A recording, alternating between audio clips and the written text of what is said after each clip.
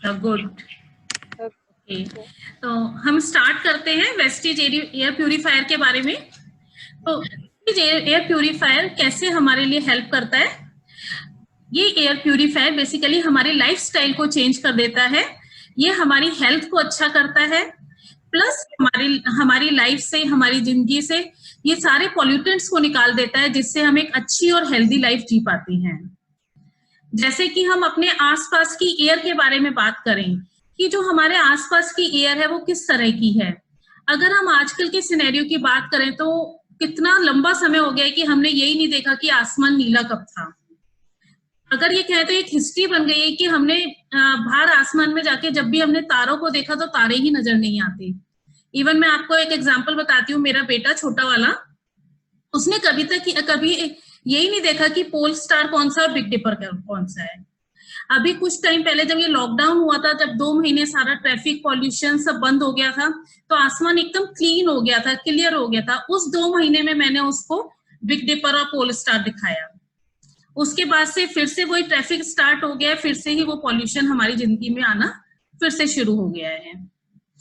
अगर हम urban cities की बात करें, बड़े बड़े शहरों की बात करें, तो वहां पे एयर पॉल्यूशन जो है वो बहुत ज्यादा बढ़ता जा रहा है ट्रैफिक के कारण।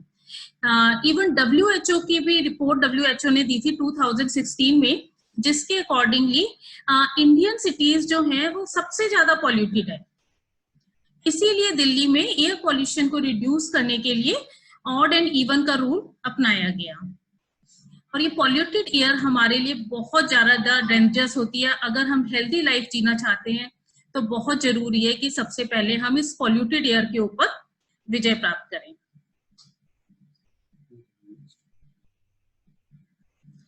अगर मैं एक एवरेज पर्सन की बात करूं तो एक average person daily 11,000 litre air जो है वो इनहेल करता है। डेली 11,000 लीटर एयर एक पर्सन इनहेल करता है। अब अगर वो एयर पॉल्यूटेड होगी तो आप सोच सकते हैं कि उसका क्या हाल होगा।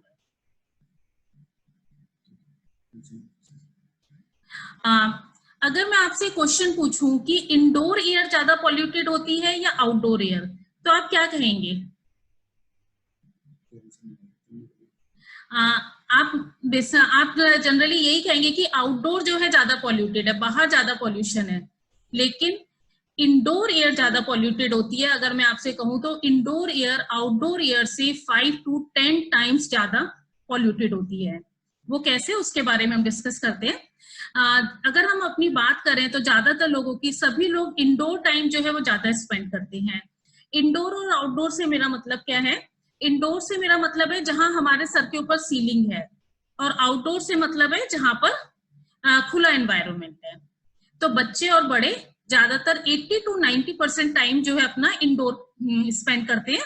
जैसे बच्चों का आधा टाइम स्कूल में जाता है और फिर वो घर में इंडोर रहते हैं, बड़े लोगों का आधा टाइम ऑफिस में जाता है। इस तरह से हम 80 to 90% टाइम जो है हम इंडोर स्पेंड करते हैं। तो इंडोर एयर में क्या को हम कैसे क्लीन कर सकते हैं उसके बारे में डिस्कस करेंगे। सबसे पहले मैं आपको बताऊंगी कि कैसे हमारी इंडोर एयर जो है वो आउटडोर एयर से ज्यादा पॉल्यूटेड है। वो आप इस एग्जांपल से समझ सकते हैं। जैसे इंडोर एयर की अगर मैं बात करूं तो इंडोर एयर में बहुत सारी ऐसी कॉन्ट्रीब्यूटर्स हैं जो कि हमारे इंडोर एनवायरनमेंट को बहुत ज्यादा पॉल्यूटेड बना देते हैं।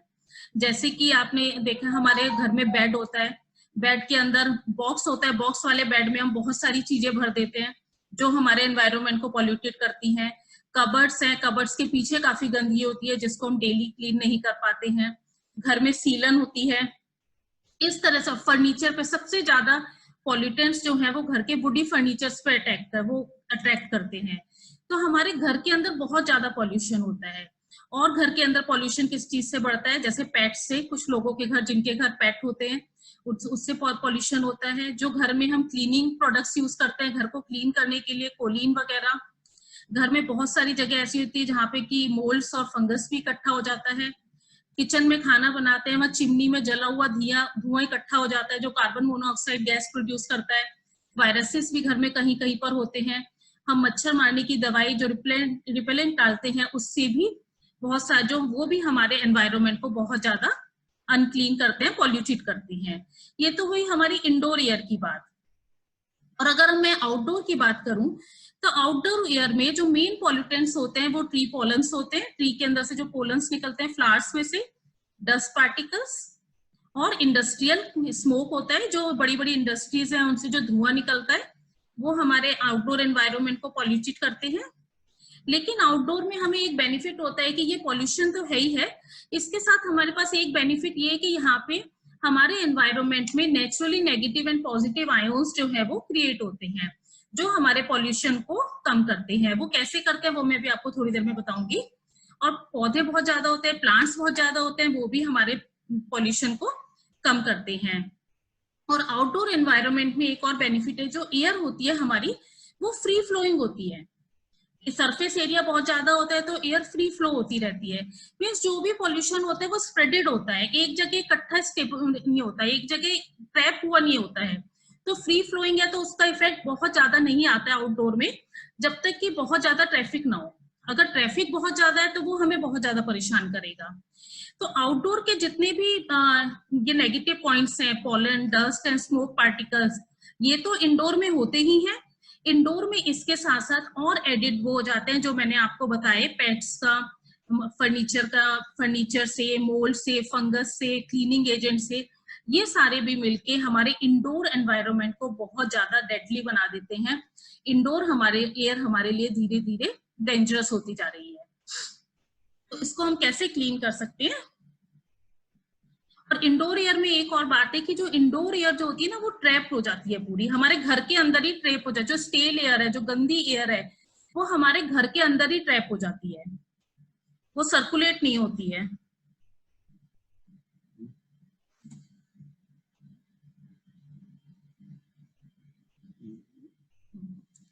अब इंडोर एयर पॉल्यूशन के जो प्राइमरी कॉजेज हैं वो ये है, तो घर के अंदर सनलाइट, आजकल के घर इस तरह के हो गए कि सनलाइट ज्यादा घर के अंदर नहीं आती है, और वेंटिलेशन बहुत ज्यादा पुअर है, फ्रेश एयर नहीं आती है घर के अंदर। और सेकेंडरी कॉजेज सारे वही है जो मैंने आपको बताए। इनके अलावा पुअर वेंटिलेशन और सनलाइट, लैक ऑफ सनलाइट के साथ साथ कि हमारे बेडरूम के अंदर छोटे छोटे कीड़ों का होना, डस्ट पार्टिकल्स का होना, पेट हेयर्स होना, बाथरूम से बेड स्मेल आना, और घर के फर्नीचर में से डस्ट पार्टिकल्स का आना, कारपेट में से डस्ट का आना, पेट्स का सलाइवा, हेयर पार्टिकल्स जो घर में होते हैं, और वायरसेस, और जितनी भी हमारे वीओसी वॉलेटाइल ऑर्गेनिक कंपाउंड्स होते हैं उसमें जो गैसेस निकलती हैं, ये वॉलेटाइल ऑर्गेनिक कंपाउंड्स हमारे क्लीनिंग एजेंट्स में होते हैं, हमारे टॉयलेट से निकलते हैं, ये टॉयलेट में अमोनिया गैस के साथ ये निकलते हैं। तो इस तरह के टॉक्सिन्स जो हैं ये हमारे इंडोर एनवायरनमेंट को बहुत हार्मफुल बनाते हैं। साथ के साथ हमारे किचन से जो कार्बन मोनोऑक्साइड गैस निकलती है, गैस से जो जब खाना जल जाता है तो वो हमारी चिमनी में कलेक्ट होती जाती है। तो ये कंटामिनेटेड एयर जो है कैसे ह्यूमन बीइंग को इफेक्ट करती है, हमें किस तरह से ये इफेक्ट करती है? अगर मैं आपको बताऊं तो आपने कभी ध्यान दिया होगा, तो आपने अगर जो ट्रांसपेरेंट पानी के पाइप आते हैं, अगर उस पाइप से अगर आप पौधों वगैरह को पानी देते हैं, या आपने काफी टाइम से यूज करा होगा, तो आपने देखा होगा कि अगर वो ट्रांसपेरेंट भी है तो आपको उसके अंदर एक अजीब सी जो इनर उसकी वॉल होती है उस पे मिट्टी मिट्टी सी और कुछ चिपका हुआ हो जाता है कुछ टाइम बाद। ऐसा क्यों होता है? वो इसलिए उस पाइप के अंदर हो जाता है क्योंकि वो पानी जो है वो कंटामिनेटेड वाटर है, वो क्लीन और प्यूरिफाइड वाटर नहीं है। इसी तरह से जब कंटामिनेटेड एयर को हम अपने नॉस्ट्रल्स के थ्रू इनहेल करते हैं तो ये हमारे एयर वे को धीरे धीरे जो है वो इफेक्ट कर देती है, धीरे धीरे वहां पे पॉल्यूटेंट्स को जमा कर देती है हमारे लंग्स में और हमारे एयर वे में, जिससे हम बहुत सारी बीमारियों से सफर करने लग जाते हैं।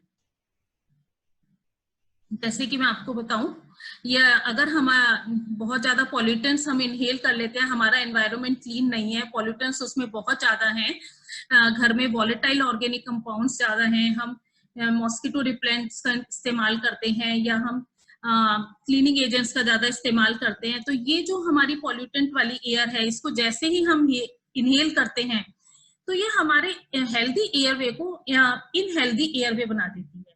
आप नीचे देख रहे हैं सर्कल के अंदर जो पहला वाला जो एयरवे का रास्ता है, ये हमारा रेस्पिरेटरी पाइप को दिखाया हुआ है। ये रेस्पिरेटरी पाइप हमारा हेल्दी है, और उसके बाद जो अब हमने पॉल्यूटेंट्स को इनहेल कर लिया तो इसके अंदर इन्फ्लामेशन आ गई। जो नेक्स्ट राउंड आप देख रहे हैं ये इन्फ्लामेटेड एयरवे हो गया, और जैसे ही हमारा एयरवे इन्फ्लामेटेड हो जाता है तो हमें बहुत सारे रेस्पिरेटरी इन्फेक्शंस होने शुरू हो जाते हैं। और इसके बारे में मैं और डिटेल में आपको बताती हूँ, जैसे किस तरह का डायरेक्ट इफेक्ट इसका हमारी बॉडी पे आता है। जैसे हमें वीजिंग एलर्जी हो जाती है, बार बार हमारा मन करता है ऐसे इस टाइप से करने का मन करता है, साइनस की प्रॉब्लम हो जाती है, ड्राई कफ की प्रॉब्लम हो जाती है, फ्लू होने लग जाता है, कुछ लोग अस्थमेटिक हो जाते हैं इसके इफेक्ट से, पॉल्यूशन के इफेक्ट से। और इनडायरेक्ट इफेक्ट जो आता है, जो साइड बाय साइड हमारी लाइफ में चलता रहता है, जिसको हम महसूस ही नहीं कर पाते कि ये एयर पॉल्यूशन के कारण है, वो है हमें हेडेक फील होता है, सर में भारीपन लगता है, बच्चों का दिमाग पूरी तरह से डेवलप नहीं हो पाता क्योंकि बच्चे भी हर समय अनकंफर्टेबल सा फील करते हैं, न्यूरोलॉजिकल इश्यूज हो जाते हैं, हम स्ट्रेस में रहने लग जाते हैं। क्यों? क्योंकि हम बहुत अनईजी मोड में रहते हैं। जब हम अनईजी मोड में रहेंगे तो हम स्ट्रेस में रहने लग जाते हैं, हम हार्ट डिजीज से सफर करने लग जाते हैं क्योंकि हम बार बार हम जो है पॉल्यूटेड एयर को इनहेल कर रहे हैं, उससे हार्ट डिजीज की प्रॉब्लम भी हो जाती है, डिजीनेस की प्रॉब्लम हो जाती है, सर भारी भारी रहता है, नींद आती है बार बार। और अगर मैं लॉन्ग टर्म में जाकर कहूँ, अगर यही सब कुछ बहुत लंबे समय तक परसिस्ट करता रहता है तो ये बहुत बड़े सिंड्रोम का रूप भी ले लेता है। कभी कभी इवन कैंसर जैसी बीमारी से भी कुछ लोग सफर करने लग जाते हैं पॉल्यूशन के कारण। अगर हम बच्चे और बूढ़ों की बात करें तो बच्चे और बूढ़े जो हैं इस प्रॉब्लम से ज्यादा जूझते हैं। क्यों? क्योंकि जो उनका एयरवेज होता है, जो उनका रेस्पिरेटरी पाइप होता है, वो बहुत ज्यादा सेंसिटिव होता है। और बच्चे और बूढ़े ऐसे होते हैं कि वो अपना ज्यादा टाइम जो है इंडोर स्पेंड करते हैं, ज्यादा से ज्यादा वो अंदर ही रहते हैं, तो इसलिए बच्चे और बूढ़ों को ज्यादा इफेक्ट आता है इस चीज का। जैसे मैं यहाँ आपको कुछ डॉक्टर्स के व्यूज बता रही हूँ जिन्होंने इस बारे में, कुछ एक्सपर्ट्स ने बोला कि अगर हम फ्रेश और क्लीन एयर को ब्रीथ करते हैं, ये डॉक्टर देवी शेट्टी ने बोला है, जो कि बंगाल गुरु में हृदयालय नारायणा हृदयालय में चेयरमैन है। उनका कहना है कि अगर हम फ्रेश और क्लीन एयर को ब्रीथ करते हैं तो हम बहुत सारी बीमारियों से बच सकते हैं। दूसरा डॉक्टर विजय अग्रवाल, जो कि हेल्थ केयर ऑर्गेनाइजेशन के सेक्रेटरी जनरल हैं, उनका कहना है कि जहां भी एयर कंडीशन होम है, जहां पे घर पूरी तरह से एयर कंडीशन है, हम एयर कंडीशन बंद कमरों में रहते हैं, ऑफिस एयर कंडीशन है, तो वो हमारे ब्रीथ करने के लिए वो जगह फिट नहीं है, वो जगह हमारे ब्रीदिंग के लिए अच्छी नहीं है, वो सबसे ज्यादा इन्फेक्शन को क्रिएट करती है। हॉस्पिटल्स में भी आप देखें आजकल क्या हो गया है, ज्यादा से ज्यादा हॉस्पिटल जो है पूरी तरह से सेंट्रली एयर कंडीशनड हो गए हैं, जिसके कारण क्या है, वहां पे इन्फेक्टेड पेशेंट भी आते हैं, बीमार पेशेंट भी है, और वो क्या, जब वो वही एयर बार बार रिसर्कुलेट होती रहती है तो वो क्रॉस इन्फेक्शन को क्रिएट करती है। इसीलिए तो हम कहते हैं कि बच्चों को, छोटे बच्चों को हॉस्पिटल नहीं ले जाना चाहिए। तो ये इसीलिए होता है क्योंकि बिल्कुल बंद हॉस्पिटल है, तो वहां पे वो इन्फेक्शन जो है बार बार सर्कुलेट हो रहा है।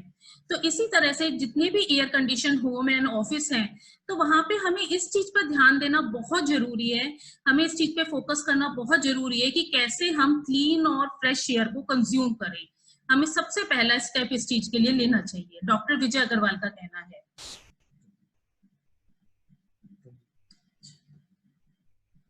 Next, doctor MI. शहदुल्ला ने कहा है कि हमें कोशिश करनी चाहिए जितने ज्यादा से ज्यादा लंबे समय तक हम फ्रेश और क्लीन एयर को ब्रीथ करें। जितने लंबे समय तक, दिन में 5-6 घंटे, हम जितने लंबे समय तक, जितनी ज्यादा ड्यूरेशन तक हम क्लीन और फ्रेश एयर को ब्रीथ करेंगे, हम उतना ही अपनी लाइफ में हेल्दी रहेंगे।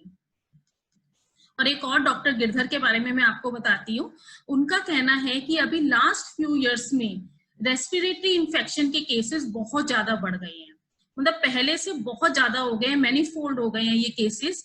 और उन्होंने जब उनको टेस्ट करा, उसके बारे में जाना, तो उन्होंने देखा कि रेस्पिरेटरी इन्फेक्शन और जो एयर वो लोग ब्रीथ कर रहे हैं उसके बीच में एक स्ट्रॉन्ग लिंक पाया गया कि वो, जिनको ये प्रॉब्लम है, वो कहीं ना कहीं जो है स्टेल एयर को ब्रीथ कर रहे हैं।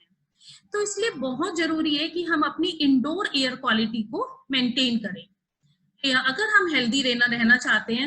और अब मैंने आपको बताया था कि एक पर्सन दिन में 11,000 लीटर एयर जो है वो इनहेल करता है।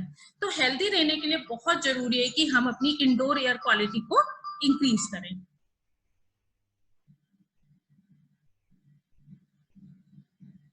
तो इस चीज को सम अप करने के लिए मैं आपको बताती हूँ कि ज्यादा से ज्यादा हम अपना टाइम इंडोर स्पेंड करते हैं, और इंडोर एयर जैसे कि हमने देखा आउटडोर एयर से ज्यादा पॉल्यूटेड होती है। और पॉल्यूटेड एयर जो है वो हमें अनकंफर्टेबल बनाती है, हम बहुत अनईजी सा फील करते हैं और बहुत सारी बीमारियों से हमें घेर लेती है। और एसीज जो घर में लगे होते हैं वो इस स्टेल एयर को ज्यादा से ज्यादा और सर्कुलेट कर देते हैं। हम बार बार उसी स्टेल एयर को हम ब्रीथ करते रहते हैं, जिससे हम बीमारियों का शिकार हो जाते हैं। तो एयर प्यूरिफायर की जरूरत हमें क्यों पड़ती है? ये देखा गया कि अगर जो हम एयर इनहेल कर रहे हैं, अगर उसमें पॉल्यूटेंट 50% कम हो जाए, जो एयर ब्रीथ कर रहे हैं उसमें अगर पॉल्यूटेंट 50% कम हो जाए, तो ये पाया गया कि इससे हमें बहुत ज्यादा रिलीफ मिल गया। जो लोग बार बार बीमार पड़ रहे हैं, जो बार बार रेस्पिरेटरी प्रॉब्लम हो जाती है, कभी साइनस की प्रॉब्लम हो जाती है या कफ हो जाती है, तो ये पाया गया कि 50% पॉल्यूटेंट कम करने के बाद ये रिपीट होना बंद हो गया और एयरवे की इन्फ्लेमेशन भी कंप्लीट खत्म हो गई, पूरी तरह से ठीक हो गई, और जो बॉडी के अंदर पॉल्यूटेंट्स जो जा रहे हैं वो कम जा रहे हैं। तो इसीलिए हमें एयर प्यूरिफायर की जरूरत है, जो हमारी लाइफ से पॉल्यूटेंट को निकाल देता है। और एयर प्यूरिफायर की जरूरत हमें हर सीजन में होती है, क्योंकि जितने भी ये कल्प्रिट्स हैं, जितने भी ये टॉक्सिक गैसेस हैं, कीड़े मकोड़े हैं, डस्ट पार्टिकल्स हैं, इनविजिबल पार्टिकल्स हैं, फंगस पार्टिकल्स हैं, ये हर सीजन में होते हैं, चाहे वो समर सीजन है या ऑटम सीजन है या स्प्रिंग सीजन है, winter and monsoon, her season में होते हैं। बस ये डिपेंड करता है कि किसी सीजन में, जैसे ऑटम में पॉलेंस बहुत ज्यादा है तो समर में पॉलेंस कम होते हैं, तो हर सीजन में ये सब कुछ होते हैं। मानसून में पॉलेंस कम होते हैं क्योंकि पानी के होने के कारण वो हैवी हो जाते हैं, तो वो जमीन पे बैठ जाते हैं, एयर में नहीं होते हैं। तो लेकिन होता हर सीजन में है, हर सीजन में हमें एयर प्यूरिफायर की जरूरत होती है। और शार्प एयर प्यूरिफायर कैसे बेटर है? शार्प प्यूरिफायर में डबल टेक्नोलॉजी है। एक तो इसके अंदर प्लाज्मा क्लस्टर टेक्नोलॉजी है, प्लस इसके अंदर साथ में हेपा फिल्ट्रेशन लगा हुआ है। तो इससे क्या बेनिफिट होता है कि जो ये हमारा जो हेपा फिल्टर है, हेपा फिल्टर से पहले भी एक मैश टाइप फिल्टर लगा हुआ है, तो जितने भी मोटे मोटे पार्टिकल्स होते हैं वो मैश टाइप फिल्टर जो है उससे फिल्टर हो जाते हैं, और फिर बाद में उसके बाद कार्बन फिल्टर है, कार्बन फिल्टर से फिल्टर होते हैं, उसके बाद फिर हेपा फिल्टर है, फिर वो हेपा फिल्टर से फिल्टर होके एयर जो है फिर वो प्यूरिफाई होके बाहर आती है। ये जो टेक्नोलॉजी मैंने आपको बताई हेपा फिल्टर वाली, वो ज्यादातर एयर प्यूरिफायर के अंदर होती है, मार्केट में जो भी मिलते हैं उनमें होती है। ये बस डिपेंड करता है कि हेपा फिल्टर की क्वालिटी कैसी है, जिसके बारे में मैं अभी आपको थोड़ी देर बाद बताऊंगी। लेकिन ये जो वेस्टीज का एयर प्यूरिफायर है, इसमें हेपा फिल्टर के साथ साथ एक बहुत ही यूनिक टेक्नोलॉजी है जिसको हम कहते हैं प्लाज्मा क्लस्टर टेक्नोलॉजी। ये टेक्नोलॉजी क्या है इसके बारे में मैं आपको बताऊंगी। ये हमारी एयर को बहुत ज्यादा क्लीन और हेल्दी एयर बना देती है, जिससे जब हम घर में रहते हैं तो हमें इस टाइप की फीलिंग होती है कि हम फॉरेस्ट एयर को ब्रीथ कर रहे हैं। फॉरेस्ट एयर वाली फीलिंग जो है ये हमारे अंदर ले आती है। कैसे, इसके बारे में हम डिस्कस करते हैं।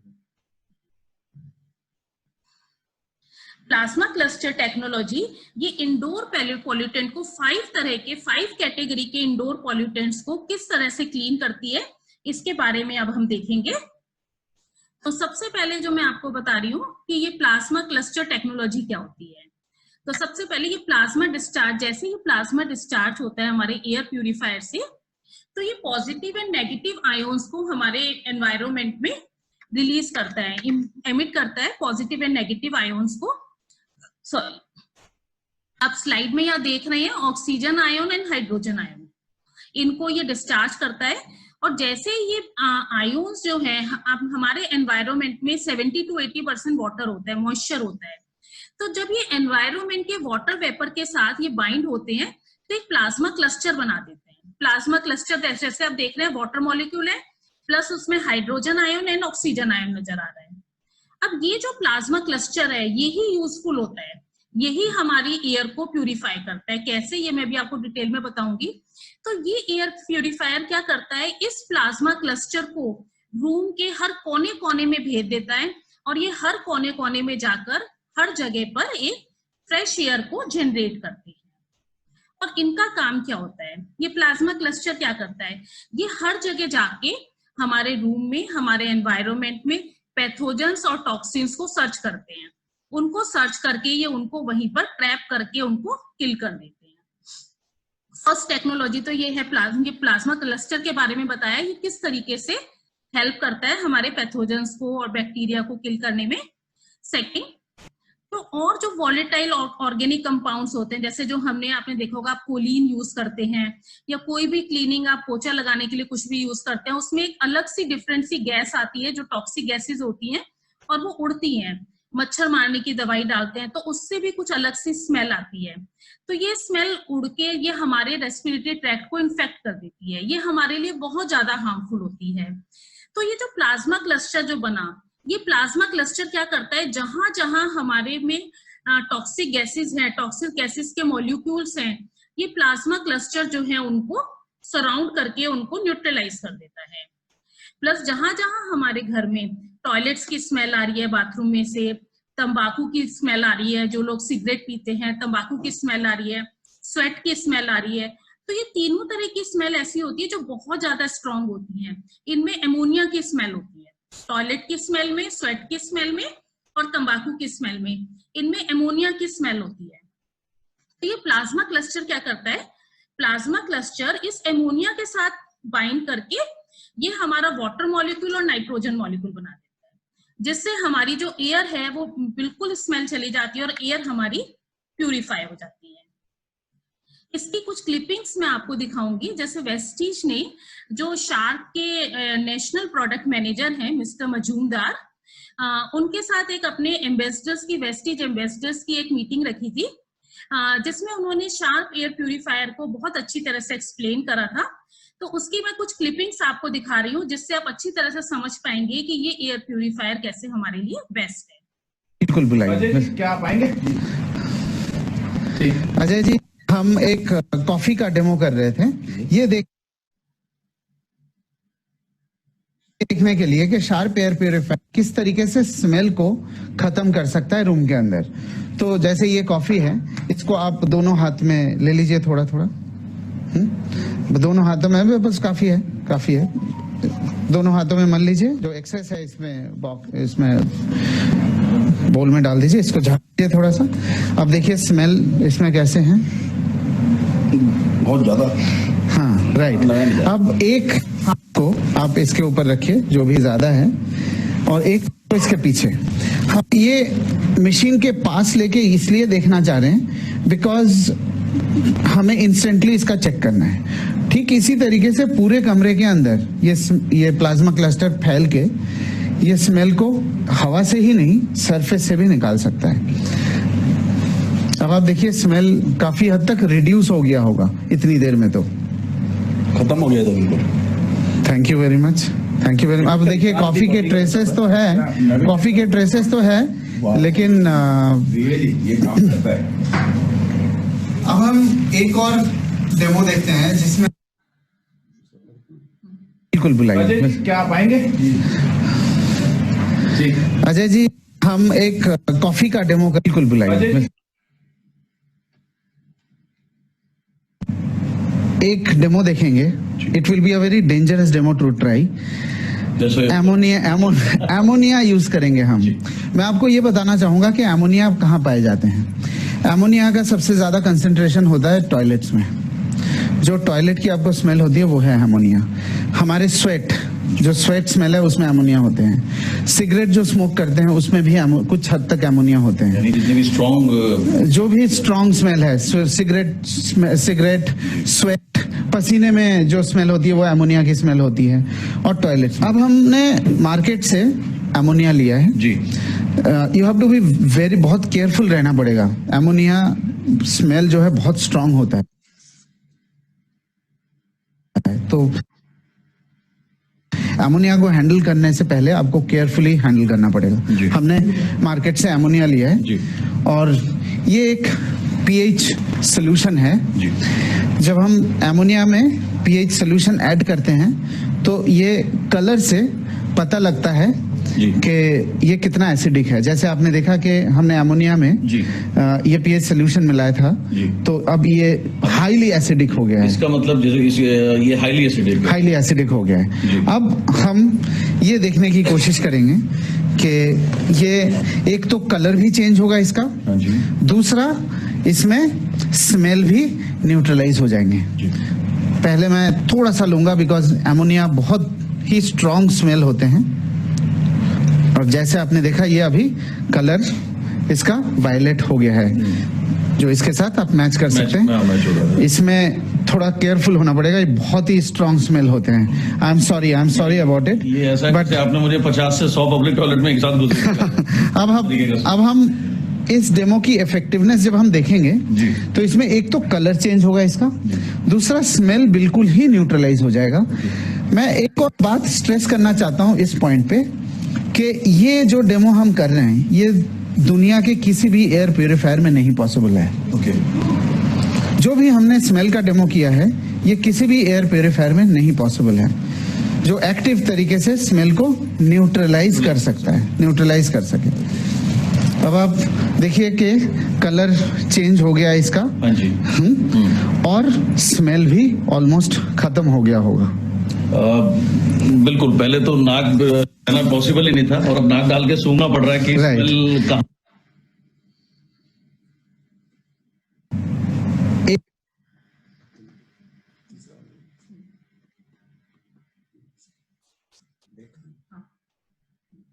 मैंने आपको बताया था कि इंडोर में हमारे 5 तरह के पॉल्यूटेंट होते हैं जो ये एयर प्यूरिफायर उस एयर को क्लीन करने में हेल्प करता है।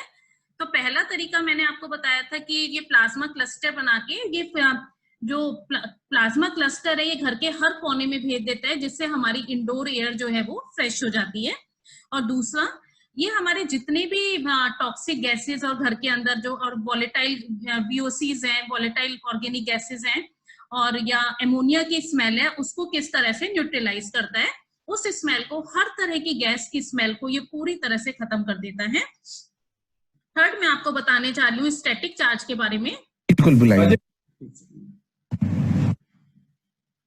एक डेमो देखेंगे।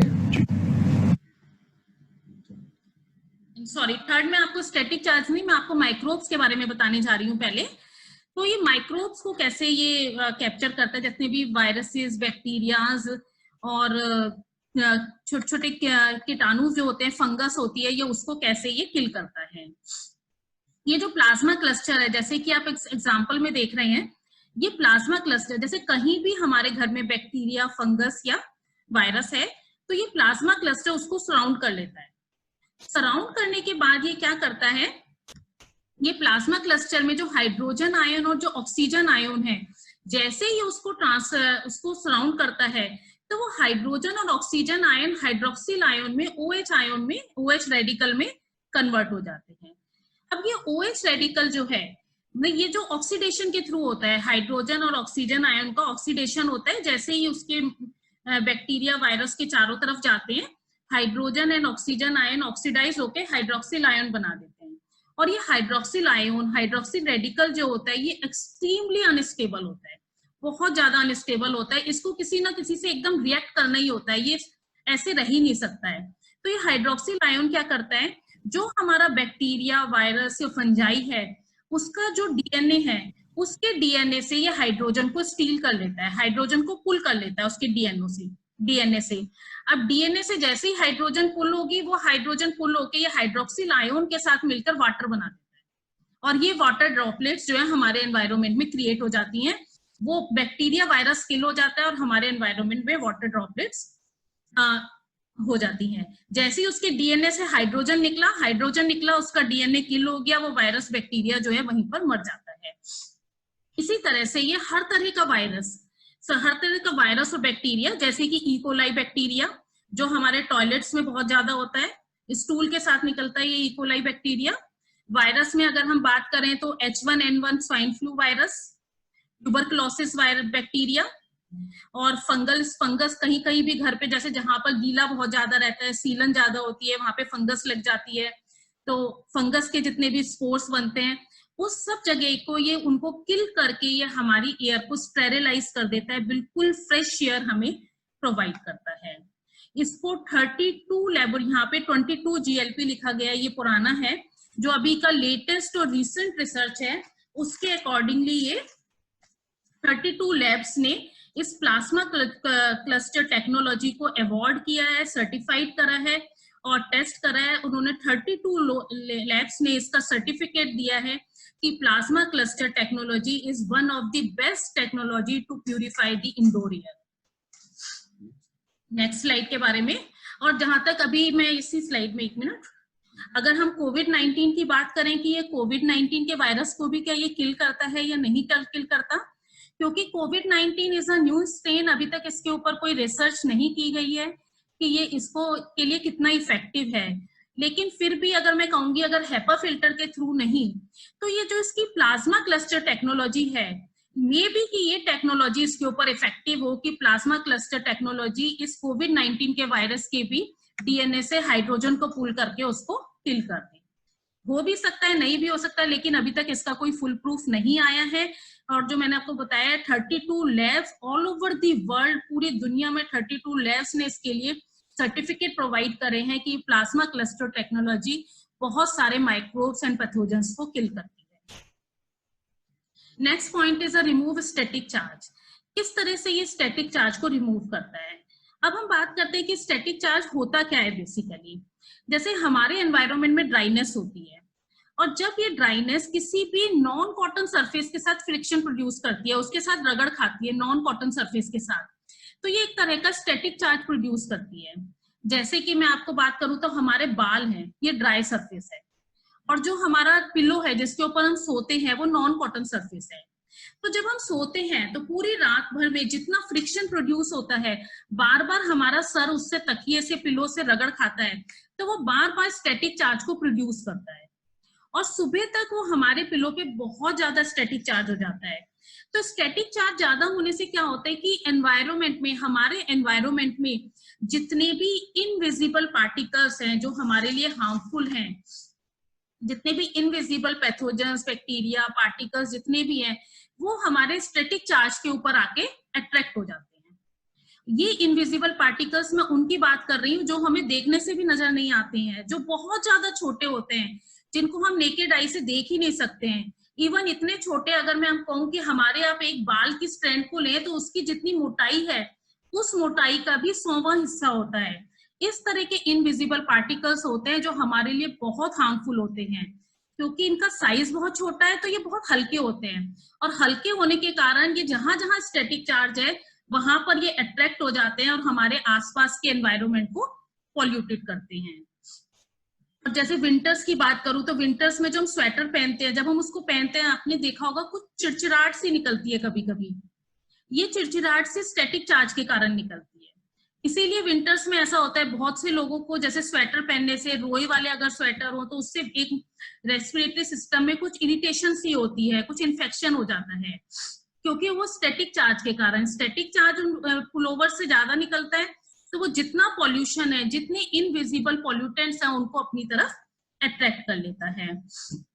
इसी तरह से अगर आप पर्दे के पास जाएं तो कभी पर्दे से जब हमारा हाथ टकरा जाता है तो चिड़चिड़ाहट की आवाज आती है। ये चिड़चिड़ाहट भी उस स्टैटिक चार्ज के कारण ही होती है। इसीलिए कहते हैं कि पर्दों में सबसे ज्यादा पॉल्यूटेंट्स होते हैं। तो ये जितना भी स्टैटिक चार्ज है, ये जो प्यूरिफायर है, इसकी जो प्लाज्मा क्लस्टर टेक्नोलॉजी है, ये हमारे स्टैटिक चार्ज को खत्म करने में हेल्प करती है। ये स्टैटिक चार्ज को पूरी तरह से खत्म करके हमारी एयर को फ्रेश बनाती है। वो कैसे, इसकी मैं आपको एक क्लिपिंग दिखा रही हूँ, आप देखें। पार्टिकल्स हमने बनाए, यहाँ पे हमने कुछ विजिबल पार्टिकल्स बनाए। अब हम ये देखते हैं कि ये पार्टिकल्स किस तरीके से अट्रैक्ट होते हैं। स्टैटिक चार्ज हम जनरेट करेंगे और हम देखेंगे, आपके बाल लंबे हैं तो आप जरा स्टैटिक चार्ज स्ट्रांगली जनरेट करिए। अब आप देखिए, मतलब पार्टिकल्स अट्रैक्ट होते हैं।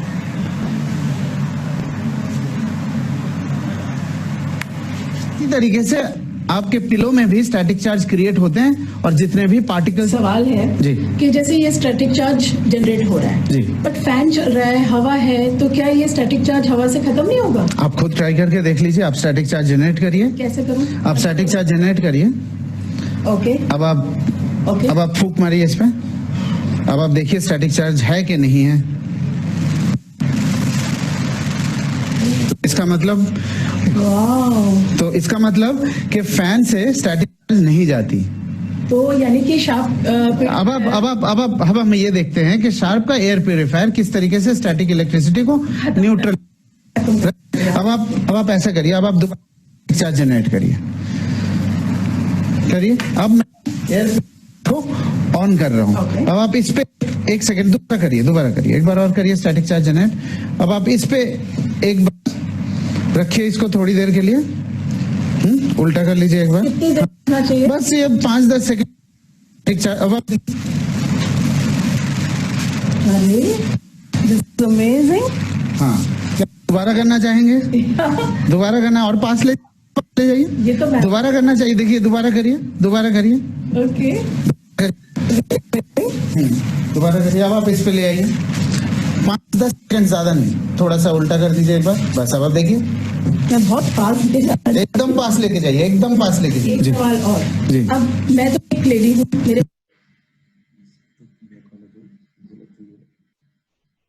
जैसे कि बताइए, हर तरह के स्टैटिक, जहां भी हमारे घर में जहां जहां स्टैटिक चार्ज है, वहां जो है इनविजिबल जो पॉल्यूटेंट्स होते हैं वो उस स्टैटिक चार्ज की तरफ अट्रैक्ट हो जाते हैं, और ये plasma cluster technology static charge को पूरी तरह से रिमूव कर देती है। फोर्थ पॉइंट की मैं बात करूं तो इसके फिफ्थ पॉइंट की हम बात करें तो ये हमारे सफोकेशन को भी बहुत कम करता है। जैसे बंद कमरे में अगर आप एसी चला के बंद कमरे में रह रहे हैं, एसी चल रहा है पूरी रात, जैसे आपने नोट भी किया होगा कि रात भर एसी चल रहा है और कमरा बंद है, सुबह के जो आवर्स होते हैं, मतलब सुबह के लास्ट के जो 2-3 आवर्स होते हैं 5 बजे की बात की, आपको कुछ हैवीनेस सी कमरे में फील होने लगती है। ऐसा लगता है ब्रीथ करने में प्रॉब्लम हो रही है, आंखों में जलन सी हो रही है, कुछ एनवायरनमेंट कुछ हैवी सा हो गया है। तो ये क्यों होता है? क्योंकि जब सुबह तक होते कमरे में बहुत ज्यादा सफोकेशन टाइप की हो जाती है, क्योंकि एसी चल रहा है, एसी में सेम एयर ही बार बार सर्कुलेट हो रही है, बार बार रिसर्कुलेट हो रही है। तो सेम एयर सर्कुलेट होने के कारण सुबह तक वो पॉल्यूटेंट उसमें बिल्कुल भी ऑक्सीजन जो है बहुत कम हो जाती है, सुबह तक वो हमारी ये ब्रीथ करने लायक नहीं रहती है, जिससे हम हैवीनेस फील करते हैं। लेकिन हाँ, अगर आप एसी के साथ रात में एयर प्यूरिफायर को भी चला दें तो आप सुबह तक देखेंगे कि आपके रूम की जो एयर है वो बहुत ज्यादा फ्रेश रहेगी। आपको बिल्कुल इस तरह की फीलिंग आएगी कि जैसे कि आप एक फॉरेस्ट एयर में सो रहे हैं। तो एयर प्यूरिफायर हमारी एयर को क्लीन करने के लिए बहुत ज्यादा हेल्पफुल है, और इसका एक बेनिफिट और है कि हमारी स्किन को भी हाइड्रेट करने में हेल्प करता है। जैसे कुछ लोगों के साथ ऐसा भी होता है कि वो एसी में रहता है तो स्किन में ड्राइनेस, खिंचाव महसूस होने लग जाता है। तो एयर प्यूरिफायर का एक बेनिफिट और है कि हमारी स्किन को भी नरिश करता है। ये हमारे स्किन से एक तो एक्सेस सीबम को, जो एक्स्ट्रा ऑयल निकल रहा है, चिपचिपापन जो हम फील करते हैं, उसको रिमूव करता है। साथ साथ इसके वाटर मॉलिक्यूल हमारे स्किन के साथ बाइंड करके हमारे स्किन के टेक्सचर को इम्प्रूव करते हैं और स्किन को मॉइस्चराइज करते हैं। तो ये 5 पॉइंट्स हैं जो मैंने आपको बताया कि इंडोर पॉल्यूटेंट्स को दूर करने में किस तरह से हमारी हेल्प करती है ये प्लाज्मा क्लस्टर टेक्नोलॉजी। ये टेक्नोलॉजी और प्यूरिफायर्स में नहीं मिलती है, ये वेस्टीज के प्यूरिफायर में ये एक स्पेशल खास बात है कि ये इन 5 तरह के पॉल्यूटेंट को कम करने में हेल्प करता है। पार्टिकल्स हमने बनाए यहाँ पे पार्टिकल्स। अब हम बात करें तो इसका फिल्टर किस तरीके का होता है इसके बारे में हम डिस्कस करते हैं। इसमें जो आप देख रहे हैं फिल्टर, एक तो ये वायर की जाली है जो शुरू में लगी हुई है, फिर पीछे इसमें हेपा फिल्टर है। तो ये वायर की जाली जो है, ये जितने भी मोटे पार्टिकल्स होते हैं ना, जैसे कागज वगैरह इस तरह की मोटे पार्टिकल्स होते हैं, उसको रोक लेती है। बाद में फिर जो छोटे पार्टिकल्स होते हैं वो हेपा फिल्टर से क्लीन होते हैं। अब ये जो हेपा फिल्टर है, मतलब 0.3 माइक्रोमीटर्स तक के पार्टिकल्स जो हैं, छोटे स्मॉल पार्टिकल, जो स्मोक के पार्टिकल और टाइनी पार्टिकल्स जो हमें विजिबल नहीं होते, जो हमें नेकेड आई से नजर नहीं आते हैं, उन पार्टिकल्स को 99.97% तक ये उनको ट्रैप कर लेता है हेपा फिल्टर। ये हेपा फिल्टर की खास बात है। वैसे तो हेपा फिल्टर सभी एयर प्यूरिफायर में होता है, लेकिन यहाँ का हेपा फिल्टर, जैसे एक तो मैंने बताया कि इस एयर प्यूरिफायर की एक खास बात है कि प्लाज्मा क्लस्टर टेक्नोलॉजी जो और में नहीं होती है। दूसरा इसकी खास बात है कि जो इनका हेपा फिल्टर है ये बहुत ही यूनिक हेपा फिल्टर है। ये जो हेपा फिल्टर है आप जैसे देख रहे हैं, ये थिकनेस में है, थिक है काफी, और जो मार्केट में होता है इतने थिक नहीं होते हैं, ये थिक है। इसका सरफेस एरिया बहुत बड़ा है। बड़ा होने के कारण ये पॉल्यूटेंट्स को बहुत जल्दी तरह से अपने अंदर ट्रैप कर लेता है। दूसरा, इसमें बहुत सारे फोल्ड्स हैं, और बहुत सारे फोल्ड्स होने के कारण भी पॉल्यूटेंट्स इसमें बहुत अच्छी तरह से ट्रैप हो जाते हैं। तीसरी इस हेपा फिल्टर की एक खास बात है, इसकी जो CADR है, CADR होते clean air delivery rate, clean air delivery rate जो है वो बहुत ज्यादा है, और जो एयर प्यूरिफायर होते हैं उनके कंपैरिजन में इसका क्लीन एयर डिलीवरी रेट बहुत ज्यादा है, जिसके कारण ये एयर प्यूरिफायर जो है one of the best air purifier है, जो हमारी इंडोर एयर को हेल्दी एयर में कन्वर्ट करता है। और सबसे बड़ी खास बात है कि इसके साथ साथ जैसे जितने भी एयर प्यूरिफायर होते हैं बहुत ज्यादा आवाज को, शोर को पैदा करते हैं, ये एयर प्यूरिफायर जो है शोर नहीं होता, इससे नॉइस बहुत कम होती है, बहुत ही मतलब अंदर बड़ी अच्छी शांति वाली फीलिंग और बहुत क्लीन एनवायरनमेंट वाली फीलिंग इससे आती है। अब यहाँ पर मैं इस चीज की भी बात करूंगी कि इस हेपा फिल्टर को मेंटेन कैसे करना है। जैसे जो इसमें आप बाहर वाली जाली देख रहे हैं, जो बड़े बड़े स्क्वायर वाली जाली है जो सबसे पहले बनी हुई है, ये जिसको वायर मैश लिखा हुआ है, इस वायर मैश को आपको जब भी लगे गंदी हो गई है आप इसको पानी से साफ कर सकते हैं, जैसे कि हम एसी की जाली को अपना साफ करते हैं। लेकिन जो पीछे का हेपा फिल्टर है, हेपा फिल्टर को हम कभी भी पानी से वॉश नहीं करते हैं, इसको महीने में एक बार निकाल के इसको झाड़ सकते हैं, और झाड़ने के बाद इसको हम 3-4 घंटे धूप में रख देते हैं।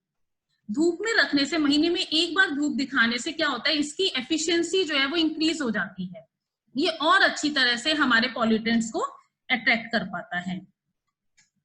और एक चीज और इसमें ध्यान रखनी है कि इस जब भी हम एयर प्यूरिफायर को रखते हैं तो हम इसको ऊपर नहीं रखेंगे, फ्लोर पे रखेंगे। अगर हम इसको ऊंचा रखेंगे तो इसकी इफेक्टिव, स्टूल वगैरह के ऊपर, टेबल के ऊपर नहीं रखना है, फ्लोर के ऊपर रखना है, इसकी इफेक्टिवनेस अच्छी हो इसके लिए हम इसे फ्लोर पे रखेंगे, और दीवार से 1-1.5 फीट की दूरी पर रखेंगे। मतलब जब हम इसको रखेंगे तो इसके पीछे वाले पोर्शन की तरफ जो दीवार है वो कम से कम 1.5 फीट दूर हो, इस चीज का हमें ध्यान रखना है। ये जो मैं आपको सर्टिफिकेट सिखा रही हूँ इस एयर प्यूरिफायर को, इसमें 24 लिखे हुए हैं, अभी तक इसको 32 सर्टिफिकेट्स ऑफ एक्सीलेंस मिल चुके हैं, जिससे ये बहुत सारी बीमारियों के सर्टिफिकेट्स मिले हैं कि ये उससे हम इससे बच सकते हैं। ये हमारी एलर्जी से, जैसे जिन लोगों को रेस्पिरेटरी ट्रैक्ट की एलर्जी होती है उसका सर्टिफिकेट भी मिल चुका है, उसको ये क्योर कर देता है। अस्थमा वाले लोगों के लिए बहुत अच्छा है, जिनको लंग्स की डिजीजेस, ट्यूबरक्लोसिस की प्रॉब्लम है उनके लिए बहुत अच्छा है। और ये घर में अगर पैथोजेंस हैं, बैक्टीरिया या वायरसेस हैं, तो उनके प्रोटीन को डैमेज करने में ये बहुत अच्छी तरह से हेल्प करता है, उनको पूरी तरह से किल कर देता है ये एयर प्यूरिफायर। तो इसको 32 लैब्स ने, वर्ल्ड वाइड 32 लैब्स ने इसको सर्टिफाइड किया है। और एक और इसका सर्टिफिकेट अभी है जो कि यूके में ब्रिटिश एलर्जी फाउंडेशन ने इसको इम्प्रूव करा है कि जिन लोगों को पोलन से एलर्जी या रेस्पिरेटरी धूल मिट्टी से एलर्जी होती है उसका सर्टिफिकेट मिला है, जो कि ये उसके लिए बहुत ज्यादा इफेक्टिव है। जिन लोगों को भी बार बार इरिटेशन हो जाती है डस्ट से, तो वो एयर प्यूरिफायर अगर अपने घर में लगाते हैं तो उनकी ये एलर्जी बिल्कुल ठीक हो जाती है। किस किस के लिए बहुत ज्यादा बेनिफिशियल है? जिन लोगों को अस्थमा की प्रॉब्लम है, जिन लोगों को ईएटी की कोई प्रॉब्लम है, लंग्स की कोई प्रॉब्लम है, जिन लोगों के घर में कोई स्मोक करता है तो वो हमारे लिए बहुत ज्यादा हार्मफुल होता है। जो बंदा स्मोक करता है तो स्मोक करने से एक बार में 7000 केमिकल्स निकलते हैं, जिसमें 100 के आसपास केमिकल्स ऐसे होते हैं जो टॉक्सिन्स होते हैं जिसके अंदर, जो बहुत ज्यादा हार्मफुल होते हैं, और 70 केमिकल्स इस तरह के होते हैं जो कि आगे जाके फ्यूचर में कैंसर को भी क्रिएट कर सकते हैं। जहां आईटी रूम में सर्वर्स लगे हुए हैं वहां इसको यूज करना चाहिए। जहां जिनके घरों में पेट्स होते हैं वहां यूज करना बहुत जरूरी है।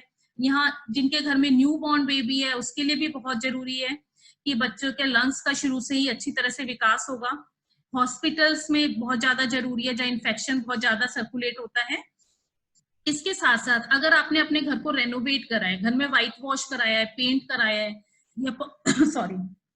या पॉलिश का काम कराया है, तो हमारे लिए बहुत ज्यादा जरूरी है। अगर आपने किसी न्यू परचेज प्रॉपर्टी में गए हैं तब भी बहुत ज्यादा जरूरी है। और एक ये लाइफस्टाइल ट्रेंड सेटर भी है, ये आपके लाइफस्टाइल को भी दर्शाता है कि आप कितना अच्छा लाइफस्टाइल जो है जी रहे हैं।